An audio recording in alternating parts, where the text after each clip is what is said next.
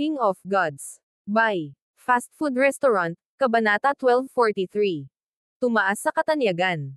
Pagkatapos maglaan ng ilang oras kasama si Zhao Yufei, naalala ni Zhao Feng kung ano ang pakiramdam ng bloodline ng spiritual race. Sa sandaling naramdaman ni Zhao Feng ang enerhiyang ito, ang unang pumasok sa isip niya ay, maaaring ang taong ito ay si Zhao Yufei. Kung ito ang Continent Zone, makatitiyak si Zhao Feng na ang taong ito ay si Zhao Yufei, ngunit ito ang spiritual race. Hindi maliit ang bilang ng mga taong may bloodline ng spiritual race. Habang sinusundan niya ang enerhiyang ito, mabilis na umalis si Zhao Feng sa Celestial River Valley region. Unti-unting lumitaw sa harap ni Zhao Feng ang isang babaeng may kumikinang na katawan tulad ng puting salamin. Ang babaeng ito ay may dalisay at simpleng kagandahan, at ang likas na katangian ng kanyang spiritual race bloodline ay nagpamukha sa kanya na parehong marangal at napakarilag. Ngunit mula sa kanyang nakapaut na mga labi at ang kanyang pagtaas ng kilay, masasabi niyang halatang masama ang pakiramdam niya. Ilang kabataang lalaki mula sa iba't ibang lahi ang nakatayo sa paligid ng dalagang ito. Xingying, saan mo gustong pumunta? Dadalhin kita doon. Isang nakakabighaning magandang binata na may maamong mukha ang kumaway sa kanyang puting jade fan at ngumiti. Tiningnan ni Zhao Feng ang party na ito mula sa malayo. Ang babaeng ito ay malinaw na nagtataglay ng bloodline ng spiritual race habang ang mga kabataan sa paligid niya ay nagtataglay ng kakaibang cultivation. Malamang sila ang mga quasi-god na henyo ng mga subordinate faction ng spiritual race. Dahil maaari silang makipag-usap sa babaeng ito, ang mga taong ito ay maaaring makipag-ugnayan din kay Zhao Yufei. Tungkol sa katayuan ni Zhao Feng, ito ay masyadong mababa, kaya ang mga taong ito ay hindi garantisadong bibigyan siya ng anumang pansin. Gayunpaman, kung ang mga taong ito ay handang tumulong sa kanya na maghatid ng liham, maaaring direktang makipagkita si Zhao Feng kay Zhao Yufei. Habang nag-iisip si Zhao Feng sa sarili, napansin ng spiritual race na babae si Zhao Feng at nagbigay ng mapang asar ng ngiti. Sa kanyang pananaw, si Zhao Feng ay nabighani sa kanyang hitsura at nakatitig sa kanya ng nakatulala. Bilang karagdagan, bagaman nakasuot si Zhao Feng ng uniforme ng isang worker disciple, ang kanyang hitsura at tindig ay lubhang katanji tangi, hindi mas mababa sa mga kabataan sa paligid niya. Ikaw, pumunta ka dito. Biglang huminto si Wei Qingying at itinuro si Zhao Feng. Bahagyang natigilan si Zhao Feng. Iniisip lang niya kung dapat ba niyang puntahan ang mga taong ito at tanungin kung maaari silang kumuha ng liham kay Zhao Yufei, ngunit ang babaeng ito ng spiritual race ay humiling sa kanya sa halip. Qingying, bakit gusto mong makausap ang taong iyon? Ang nakakabighaning binata ay malamig na tumitig kay Zhao Feng habang nagsasalita ito. Agad na lumipad si Zhao Feng papunta kay Wei Qingying. Sino sa palagay mo ang pinakamagandang tao sa lahat ng spiritual race? Nagpakita si Wei Qingying ng mapanlinlang na ekspresyon at isang kaakit-akit na ugali habang siya ay mahinang nagtanong. Naunawaan ng mga batang kababalaghan sa paligid niya kung ano ang hinahangad ni Wei Qingying. Bago dumating si Zhao Yufei sa spiritual race, ang numero unong kagandahan ng spiritual race ay quasi-god Luoyu, at si Wei Qingying ay ang taong nakatayo sa tabi ng quasi-god Luoyu. Ngunit mula nang dumating si Zhao Yufei sa spiritual race, ang patuloy na pagpapasigla ng kanyang makapal na bloodline ay naging sanhi ng kanyang mga talento sa paglilinang upang ganap na mapalabas. Sa kanyang mukhang fairy na hitsura, unti-unting pinalitan ni Zhao Yufei ang quasi-god Luoyu bilang ang diyosa na nananahan sa puso ng lahat ng lalaki ng spiritual race. Gayunpaman, dahil si Zhao Yufei ay nanggaling sa labas ng zone, ang mga taong kabilang sa spiritual race ng Ancient Desolate Realm of Gods ay nakadama ng mental na pagkamuhi sa kanya. Bukod dito, ang napakahusay na talento at napakagandang hitsura ni Zhao Yufei ay naging dahilan upang siya ay inggit ng lahat ng iba pang kababaihan ng spiritual race. Kani-kanina lang, nagsasalita si Wei Qingying sa likod ni Zhao Yufei nang makaharap niya ang taong pinag-uusapan at nakatanggap ng mahigpit na aral. Ito. Huminto si Zhao Feng ng ilang sandali. Hindi niya akalain na tinawag siya ng babaeng ito ng spiritual race para lang itanong ito. Bilisan mo at magsalita ka.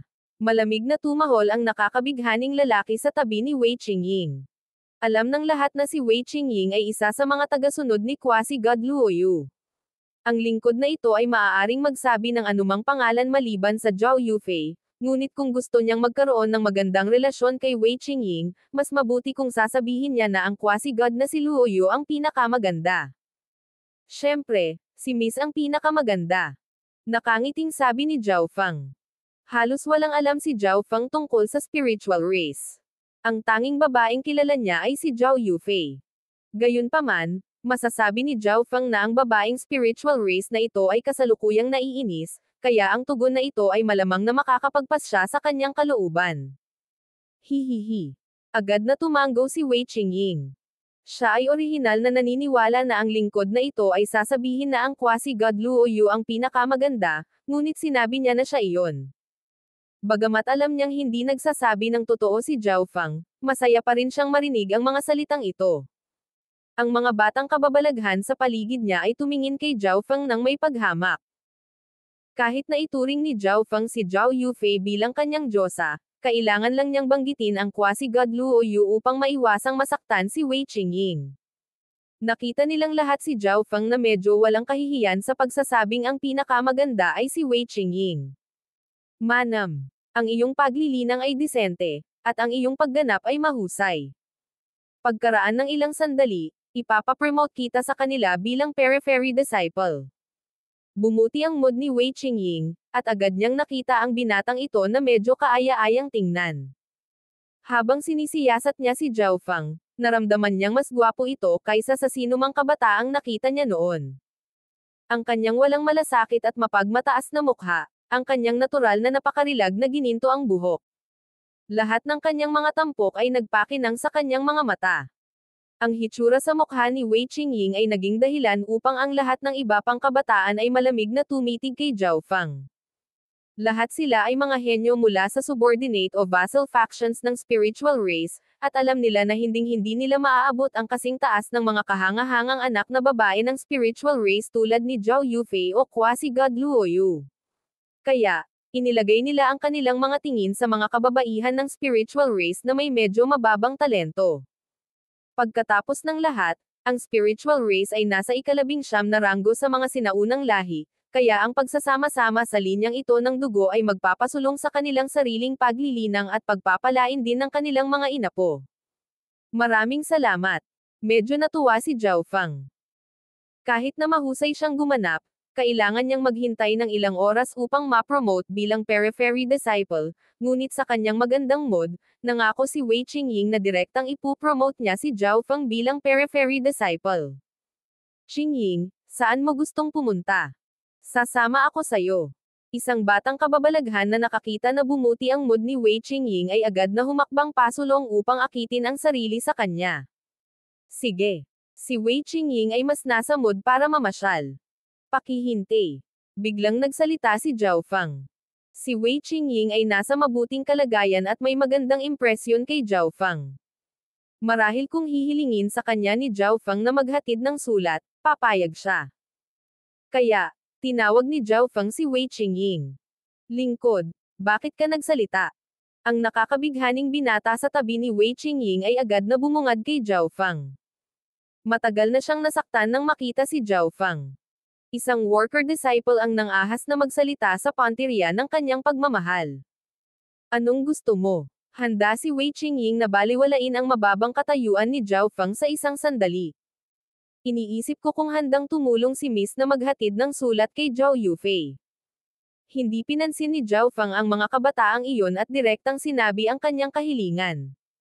Ngunit sa sandaling ginawa niya ang kanyang kahilingan, si Wei Qingying at ang mga batang kababalaghan sa paligid niya ay agad na tumahimik. Pagkaraan ng mahabang panahon, binasag ng malamig na tawa ng isang kabataan ang katahimikan. Ang iba pang mga kabataan ay nagsimulang tumawa ng mapang-uyam pati na rin ang naaawa kay Zhao Feng. O hindi, naramdaman ni Zhao Feng na may mali.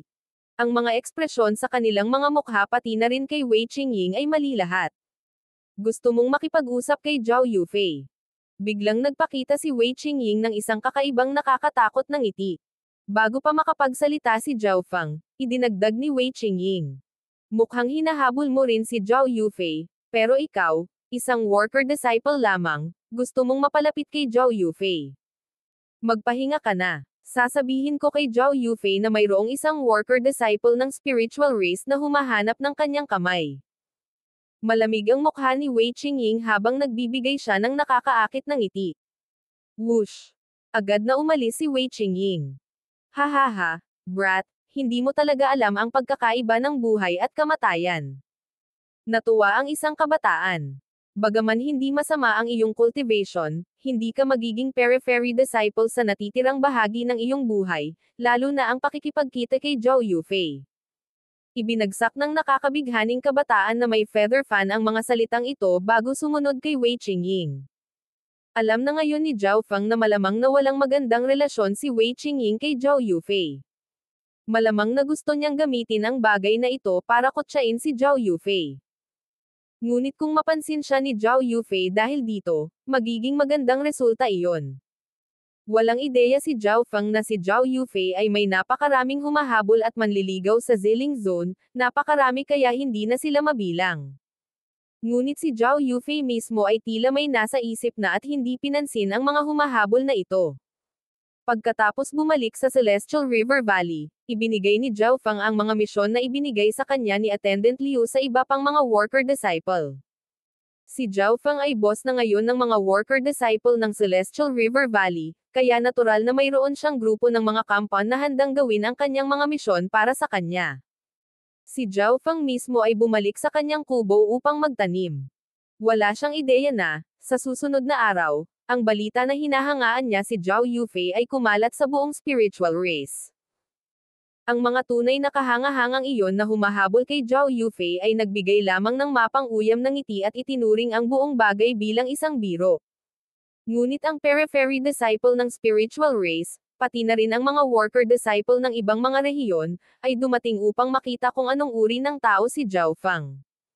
Isang araw, habang nililinang ni Zhao Feng ang space-time robe, naramdaman niya ang ilang makapangyarihang spiritual senses, at maging ang divine senses, buong tapang na sinusuri ang kanyang kubo.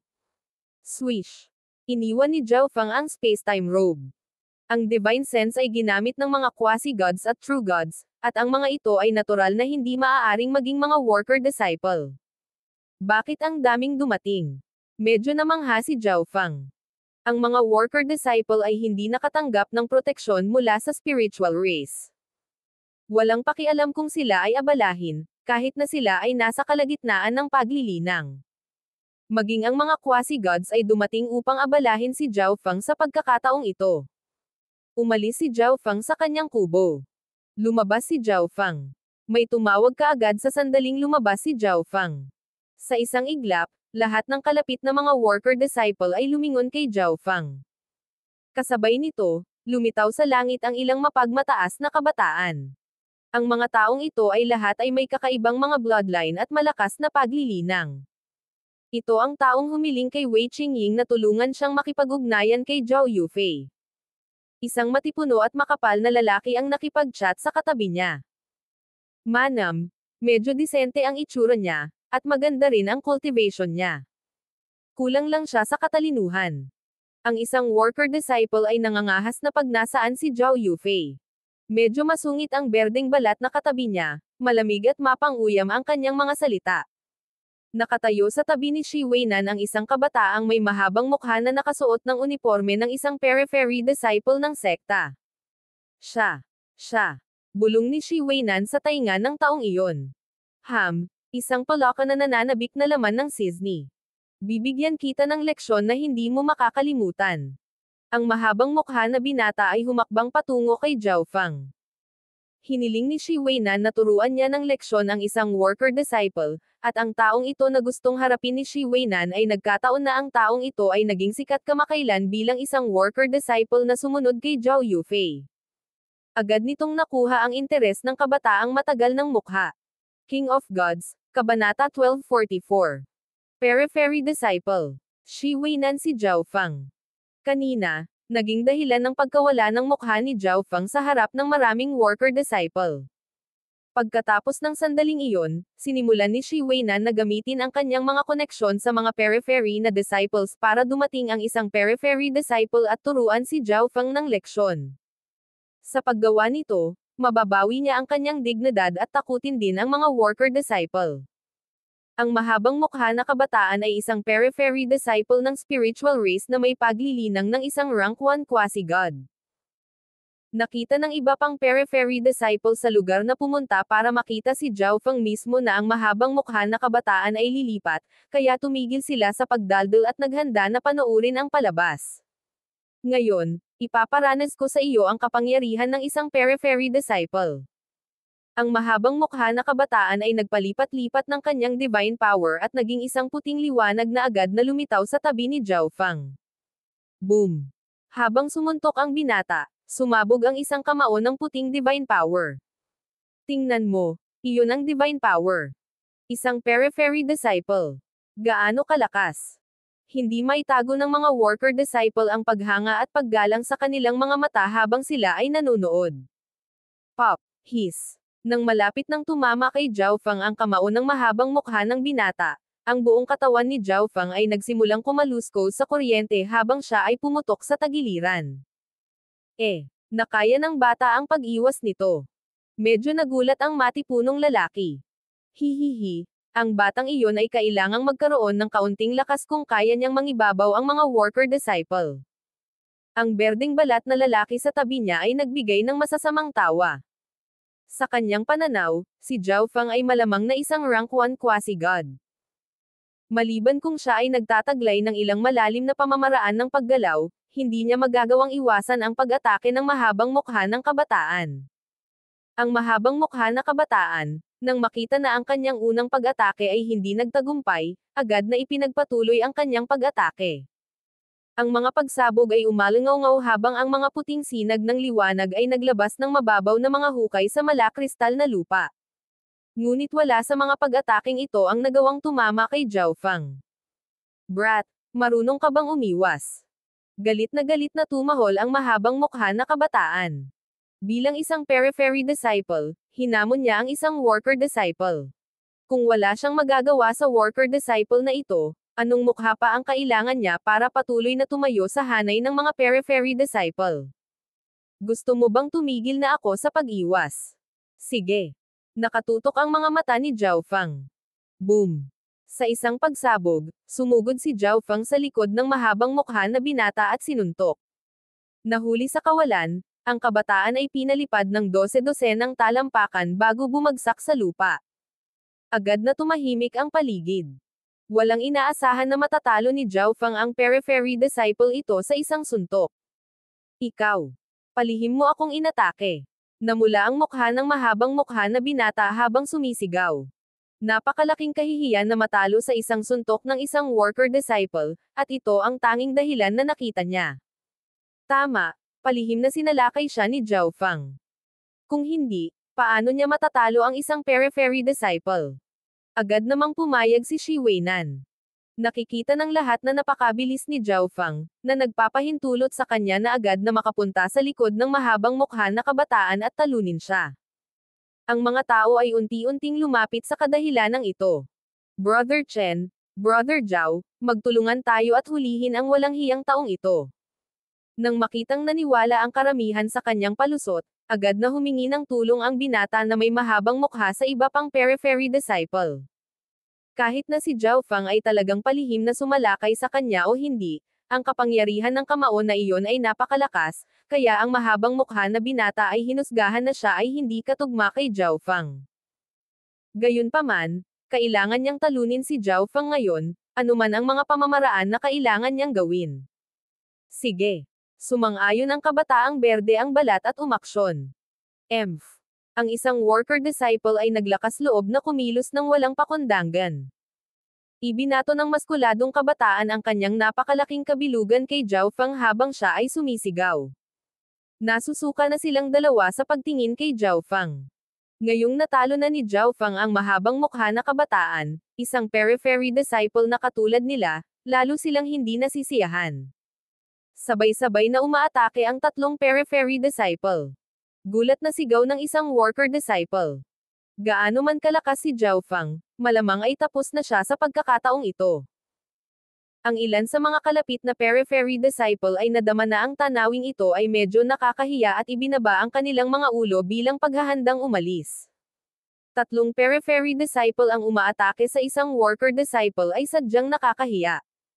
Sa kanilang pananaw, tiyak ang pagkatalo ni Zhao Fang, at hindi na kailangang patuloy na manood. Ngunit bago pa man sila makaalis, nakarinig sila ng matinis na hiyawan sa kanilang mga tainga. Sa kanilang pagkabigla at pagtataka, ang mga hiyawan na ito ay tila pag-aari ng kanilang mga kapwa periphery disciple. Ang nakita nila ay si Zhao Fang na naglalakbay sa pagitan ng tatlo na parang kidlat. Bang! Sa isang suntok, muling pinalipad pabalik ang mahabang mukha na kabataan. Ang isa pang suntok ay ang maskuladong kabataan na kumakain ng dumi. Ang huling suntok ay lumipad. Ang tatlong periphery disciple ay natumba lahat sa lupa. Sa sandaling ito, ang lahat ng nakapaligid na manunood ay nagyelo sa kanilang mga lugar sa gulat. Maging ang tatlong periphery disciple na natalo ni Zhao Fang ay may hindi makapaniwalang mga tingin sa kanilang mga mukha. Dalawa sa kanila ay rank 1 quasi-gods at ang isa ay rank 1 true god. Ang sinumang madaling matalo sa kanila ay kailangang maging rank 2 man lang, ngunit paano magiging ganoon kalakas si Zhao Fang? Habang gumugulo pa rin ang kanilang isipan, nagsimulang maglakad si Zhao Fang patungo sa mahabang mukha na kabataan.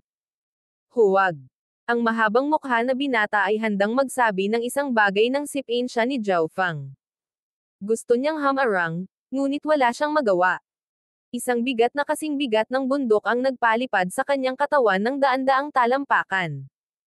Pagkatapos ay pinuntahan ni Zhao Fang ang maskuladong kabataan at sinipa rin siya, nabali ang marami sa mga buto sa kanyang katawan. Sa wakas, dumating si Zhao Fang sa kabataang berde ang balat. Maglakas loob ka ba? Gusto mo bang saktan ako? Alam mo ba kung sino ang pinsan ko? Arg! Ang berdeng balat ay nagluwa ng masamang banta kay Zhao Fang, ngunit tinapakan ni Zhao Fang ang kanyang katawan. Matapos ang pagtapak na ito, sinimulan siyang sipin ni Zhao Fang.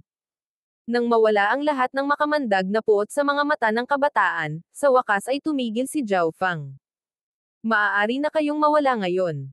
Malamig na tumahol si Zhao Fang. Ang mga worker disciple ay nagkalat lahat, at ang mga periphery disciple ay umalis. Sa wakas ay tahimik ang paligid ng kubo ni Zhao Fang. Hindi ito mabuti. Bilang isang worker disciple, wala akong privacy. Nag-isip ang mga mata ni Zhao Fang. Habang siya ay naglilinang, ang mga quasi-gods at true gods na ito ay buong tapang nainiskan ang kanyang kubo gamit ang kanilang divine senses.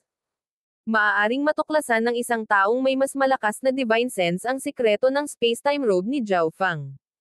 Sa tingin ko kailangan kong gumamit ng ilang mga panlilinlang. Mahinang ungol ni Zhao Fang. Nagtungo si Zhao Fang sa palasyo ni Attendant Liu. Nakatayo si Attendant Liu sa harap ng pasukan, ang kanyang ekspresyon ay mahigpit at solemna habang nakatingin kay Zhao Fang. Hindi mo dapat sinaktan ang periphery disciple, lalo na si Zhao Hongyi na iyon. Malamig na saway ni Attendant Liu. Bagamat gumawa si Zhao Fang ng isang kahanga-hangang pagganap, ang mga periphery disciple na nasugatan niya ay tiyak na babalik. Ang Zhao Hongyi na tinutukoy ni Attendant Liu ay ang kabataang berde ang balat, at mayroon siyang mas matandang pinsan na isang natatanging i-inner disciple. Ang pinakamataas na katayuang mga disipulo sa spiritual race ay ang mga core disciple. Ang mga taong ito ay maaaring may bloodline ng spiritual race o napakahusay na mga henyo. Sa ilalim nila ay ang mga inner disciple. Bagamat ang mga inner disciple ay mas mababa kaysa sa mga core disciple sa katayuan, ang ilan sa kanila ay talagang mas malakas pa kaysa sa mga core disciple. Ang Attendant Liu ay orihinal na nagplano na i-promote si Zhao Fang bilang periphery disciple pagkatapos ng ilang buwan, ngunit tila imposible na ito ngayon. Wala akong magawa. Kung hindi ko sila natalo, baka napatay na ako ng tatlong iyon. Nagpakita si Zhao Fang ng walang magawang ekspresyon, ngunit habang ang kanyang gininto ang mata ay nakatutok kay Attendant Liu, isang violet gold na ambon ang lumitaw dito. Nagsimulang magmukhang nalilito ang Attendant Liu, at nang tumingin muli siya kay Zhao Fang, tila mas nakikiramay siya. Attendant Liu, gusto kong maging isang periphery disciple. Saka lang ako magkakaroon ng lakas para protektahan ang sarili ko at maiwasan ang mas maraming problema. Si Zhao Feng ay patuloy na nakatitig kay Attendant Liu habang ang ilusyon na ambon sa kanyang kaliwang mata ay lalong lumalalim. Isang malalim na enerhiya ng kaluluwa ang nagsimulang pumasok sa isip ni Attendant Liu. Si Attendant Liu ay manager lamang ng mga worker disciple na ito at isa lamang ang rank 2 True God. Hindi niya kayang labanan ang ilusyon na sining ni Zhao Feng. Siyempre, hindi direktang kinokontrol ni Zhao Feng si Attendant Liu, banayad lamang siyang ginagabayan upang maiwasang matuklasan kung may nagpa siya na imbestigahan ang bagay na ito. Manam, iyon lang ang magagawa.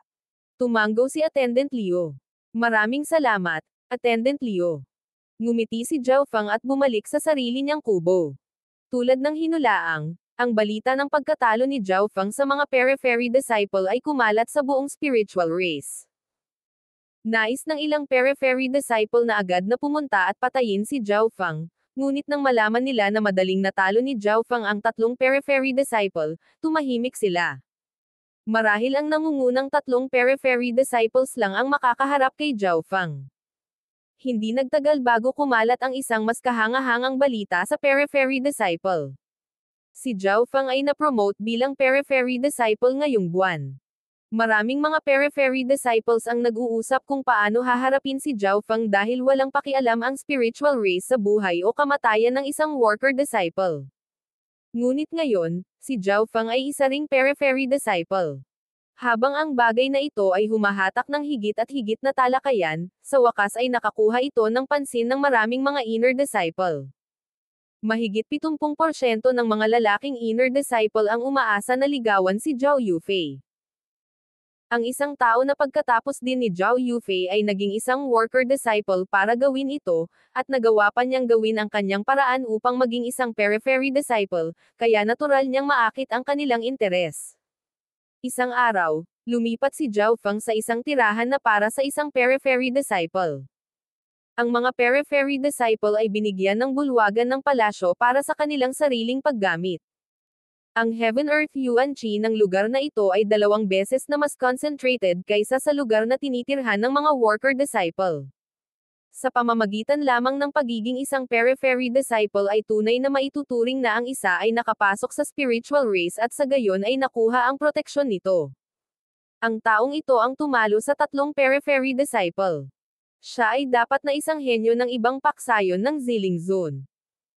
Para sa kapakanan ng paghabol kay Zhao Yufei, handa siyang maging isang worker disciple. Ito ay hindi kakaiba sa lahat para sa isang tao sa kanyang lakas na maging isang periphery disciple. Nagsimulang magkomento at pamuna kay Zhao Feng ang ilang kalapit na periphery disciples. Hindi pinansin ni Zhao Feng ang mga taong ito at nagtungo sa kanyang palasyo. Sa sandaling ito, ang sigaw ng pagkagulat ay nagmula sa harap ni Zhao Feng. Big Brother Panhao. Big Brother Panhao, paano ka nakahanap ng oras para pumunta dito? Maraming mga periphery disciple ang nagsimulang magalang na bumati sa isang kabataan. Nakita ni Zhao Feng na ang kabataang ito ay nakasuot ng uniforme ng isang inner disciple. Ang kanyang ilong ay medyo flat, ang kanyang mga mata at bibig ay medyo malaki, at ang kanyang balat ay may mamantika na kintab. Sa pangkalahatan, mukhang nakakatawa siya. Ang inner disciple na ito na tinatawag na Panhao ay kasalukuyang nakatingin kay Zhao Feng habang dahan-dahan itong lumakad. Ikaw dapat si Zhao Feng, di ba? Binigyan ni Panhao si Zhao Feng ng isang interesadong tingin habang diretsyong nagtanong. Naging periphery disciple lang ako, at binibisita na ako ng inner disciple. Medyo nagulat si Zhao Feng. Ang mga inner disciple ay may napakataas na katayuan sa spiritual race, at si Zhao Feng ay naging isang periphery disciple lamang, kaya ayaw niyang gumawa ng masyadong malaking kaguluhan. Ngunit kung ang isang inner disciple ay talagang gustong subukan ang isang bagay sa kanya, hindi magiging magalang si Zhao Feng. Hahaha, brat, nakakatuwa ka talaga. Matapang at baliw. Inamin ng Panhao na ito ang pagkatalo. Napabuntong hininga si Panhao, nagniningning ang kanyang mga mata sa papuri. Nanlamig ang mukha ni Zhao Feng, hindi nangyari ang sitwasyon gaya ng kanyang hinulaan. Naniniwala rin ang mga kalapit na periphery disciple na dumating si Pan Hao upang guluhin si Zhao Feng, ngunit ang kanyang mga salita ay nagpagulo sa kanilang isipan. Sinundan ni Pan Hao si Zhao Feng sa bagong tirahan ni Zhao Feng. Kahit na hinahangaan ko ang iyong katapangan at katapangan, wala kang pagkakataon kay Zhao Yufei. Diretsyong sabi ni Pan Hao, ang tono nito ay nagpapahiwatig na hindi siya nagbibiro at medyo seryoso. Wala kang alam. Halos lahat ng namumukod tanging inner disciple ay hinahabol si Zhao Yufei. Siyempre, wala rin silang pagkakataon. Ang tanging mga taong may pag-asa na makasama si Zhao Yufei ay ang mga core disciple. Tama iyan, narinig kong napilayan mo si Zhao Hongyi. Ang kanyang nakatatandang pinsan ay isa sa mga pinakanamumukod tanging inner disciple, isang rank 4 true god. King of Gods, Kabanata 1245. Muling pakikipagkita kay Yuan Long. Si Zhao Hongyi ay ang berdeng balat na kabataan na natalo ni Zhao Feng ilang araw na ang nakalipas. Ang kanyang nakatatandang pinsan ay isang namumukod tanging inner disciple na matagal nang nakapasok sa antas ng True God at isa ng rank 4 True God. Bakit mo sinasabi sa akin ang lahat ng ito? Tahimik na tanong ni Zhao Feng pagkatapos pakinggan ang lahat. Si Zhao Feng ay lubusang naguguluhan kung bakit ang inner disciple na si Pan Hao ay hahanapin siya at bigyan siya ng napakaraming payo. Bilang isang quasi-god na kahanga-hanga, hindi mo iniisip na maging isang worker disciple para ituloy si Zhao Yufei. Lubos akong humahanga sa iyong pag-uugali. Marahil ay may tapat kang pagmamahal kay Zhao Yufei. Seryosong sabi ni Pan Hao. Pangalawa, sinaktan mo ang pinsan ni Zhao Hongyi, si Zhao Lani, at sa mga inner disciple, ako ay nakatayo laban kay Zhao Lani. Dumating ako sa oras na ito upang tingnan ka at tingnan kung mayroon kang anumang pag-asa na maging bahagi ng aking panig. Ipinaliwanag ni Pan Hao ang kanyang pangalawang dahilan. Ang mga salungatan sa loob ng mga inner disciple ay hindi kapani-paniwalang mabagsik, dahil nauugnay sila sa kanilang mga pagkakataon na maging mga core disciple. Kung si Zhao Feng ay may lakas at potensyal na maging isang inner disciple, kailangan ni Pan Hao na mauna sa karamihan at hilahin si Zhao Feng sa kanyang tabi. Tumanggo si Zhao Feng. Tila hindi nagkataon na hinanap siya ni Pan Hao.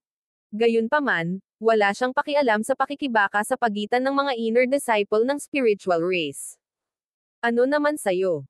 Hindi mo ba sinusubukang ligawan din si Zhao Yufei? Nagtataka na tanong ni Zhao Feng. Ako yata. Kailangang mag-isip ng kaunti si Pan Hao bago sumagot.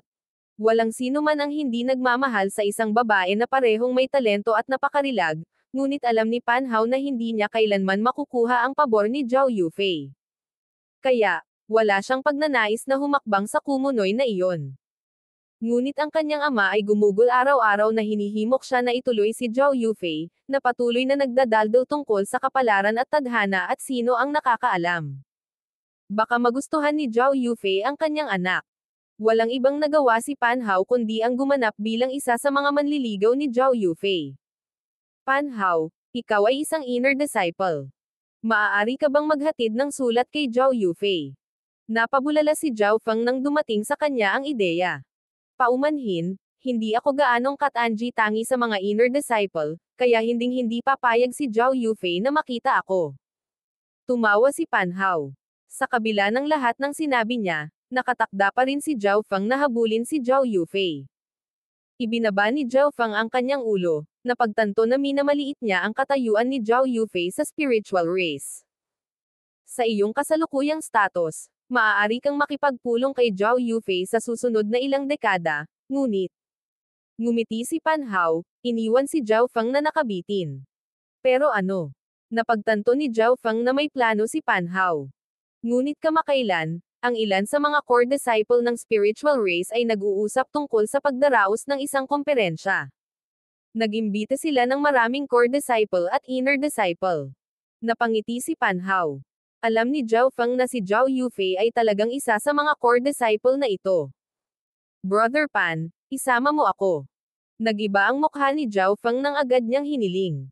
Mas maganda kung hindi ka pupunta. Ang komperensyang ito ay talagang pinangangasiwaan ni Quasi-God Luoyu at Zhao Yufei. Ito ang dalawang diyosa ng spiritual race. Ang dami nilang manliligaw ay halos nandoon lahat. Payo ni Pan Hao. Alam na ng lahat ng inner disciple ang reputasyon ni Zhao Feng.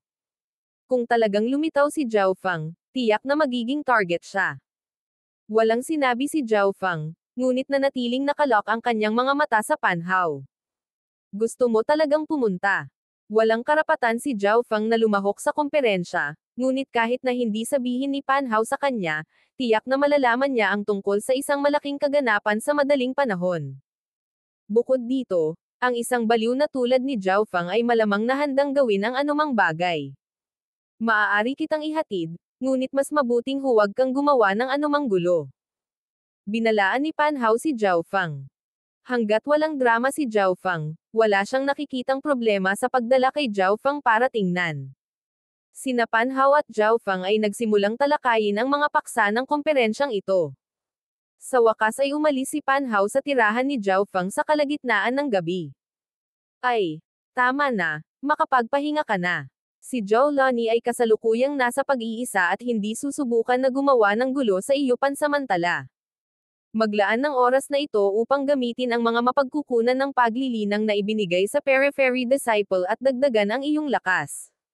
Nagbigay ng huling payo si Pan Hao bago umalis. Masasabi niya na si Zhao Feng ay nagtataglay ng maraming nakatagong reserba at malamang na hindi siya mahina. Ito ay talagang isang taong maaaring sumali sa kanyang panig, ngunit si Zhao Lani ay isa pa ring rank 4 true god. Walang paraan na si Zhao Feng ay katugma para sa kanya, kaya nagpa siya siyang bigyan ng babala si Zhao Feng laban sa paggawa ng anumang bagay na wala sa linya. Nang mawala si Pan Hao, pumasok si Zhao Feng sa kanyang sariling pag-iisa. Ngayon na siya ay isang periphery disciple, ang iba ay hindi maaaring mangistorbo sa kanya habang siya ay nasa pag-iisa, at tiyak na hindi sila pinapayagang usisin siya gamit ang kanilang divine sense. Makalipas ang isang buwan, umalis si Zhao Feng sa kanyang palasyo. Mga periphery disciple ay hindi kailangang gumawa ng mababang trabaho, ngunit kailangan nilang magsagawa ng maliit na misyon bawat buwan. Makakatanggap sila ng gantimpala na naaayon sa kahirapan ng misyon. Maraming bagong misyon ang ipapaskil sa mission hall araw-araw. Ang mga antas ng kahirapan ay mula sa antas ng demigod hanggang sa isang rank 7 ancient god, na ang mga dibisyon ay napakahigpit. Sila ay magagamit para sa lahat ng mga alagad ng lahi upang pumili. Ang mga misyon na ito ay hindi lamang magagamit upang pasiglahin ang sarili, ngunit makakuha din ng mga gantimpala. Sa sandaling ito, ang matinding ripples ng divine power ay nagmula sa malayo. Lumingon ang lahat ng mga disipulo sa paligid ng mission hall. Yan ay, nakatuon si Zhao Feng sa abot tanaw. Nakita niya na ang isang maliit na pangkat ng tatlo ay nakaupo sa isang lumilipad na Yao God na papalapit sa mission hall sa napakabilis na bilis. Ang spiritual race ay may panuntunan na ang mga ordinaryong disipulo ay hindi maaaring sumakay ng mga lumilipad na kabayo sa loob ng spiritual race. Iyan ay isang core disciple ng spiritual race. May tumawag sa gulat. Dalawa sa mga tao sa lumilipad na kabayo na iyon ay may bloodline ng spiritual race. Ang Aztec. Ibinaling ng isang babaeng disipulo ang kanyang malinaw na mga mata sa kabataang nakaupo sa pinakaharap ng lumilipad na kabayo. Ang kabataang ito ay may mukha na kahit isang babae ay may inggit, at ang kanyang dugong spiritual race ay lalo lamang siyang naging gwapo at marangal. Ngunit sa sandaling ito, ang kabataang ito ay nakatingin mismo kay Zhao Feng. Siya yon. Ang kabataang ito na pinagtutuunan ng pansin ay nagsalita kasabay ni Zhao Feng. Yuan Long, kilala mo ba ang periphery disciple na iyon? Tanong ng isang batang babae sa tabi ni Yuan Long na may dalisay at simpleng kagandahan. Hahaha, hindi ko akalain na makakarating ka dito. Hindi mapigilan ni Yuan Long na mapangiti. Sinundan niya ang kanyang amo nang bumaba sila sa continent zone. Noong inaalis nila si Zhao Yufei, talagang hindi niya masyadong pinapahalagahan si Zhao Feng. Gayunpaman, talagang nagawang umasa ni Zhao Feng sa kanyang sariling mga kakayahan upang makapasok sa spiritual race, kahit na maging isang periphery disciple. Ito ay patunay na si Zhao Feng ay hindi tanga. Natigilan ang lahat sa paligid ng mission hall. Ang karamihan sa kanila ay kinuha si Zhao Feng bilang isang quasi-god na gumawa ng paraan mula sa pagiging isang worker disciple sa kanyang pagtugis kay Zhao Yufei. Hindi nila inaasahan na makikilala ni Zhao Feng si Yuanlong, isang core disciple ng spiritual race at isa sa mga tunay na kababalaghan nito. Ngunit ang kasalukuyang ikaw ay hindi gaanong bagay para kay senior sister Yufei. Sa walang pakialam na komentong ito, tumungo si Yuanlong sa mission hall. Nagkagulo ang mga tao sa paligid, dahil tila ang pagtugis ni Zhao Feng kay Zhao Yufei ay hindi lang 1 o 2 araw na pangyayari. Ang batang ito ay malamang na sinusubukang ligawan si Zhao Yufei sa mahabang panahon. Sobrang clingy. Tula ko lang na sumusubok na kumain ng laman ng sisni. Ang mga kalapit na alagad ay hindi maiwasang magkomento sa bagay na ito. Pagkaraan ng ilang oras, si Yuanlong at ang iba pang 2 disipulo ay natapos ng matanggap ang kanilang mga gantimpala at lumabas mula sa bulwagan. Binigyan ni Yuanlong si Zhao Feng ng walang pakialam na tingin bago umalis. Ang babaeng spiritual race na may dalisay at simpleng kagandahan ay nagbigay ng ngiti kay Zhao Feng at lumapit sa kanya. Ilang araw na lang ang conference. Mas mabuting magpakita ka. Nag-message sa kanya ang dalaga habang dumadaan. Manam. Napuno ng pabangong pambabae ang ilong ni Zhao Feng nang maramdaman niyang may lumitaw na bagay sa kanyang kamay.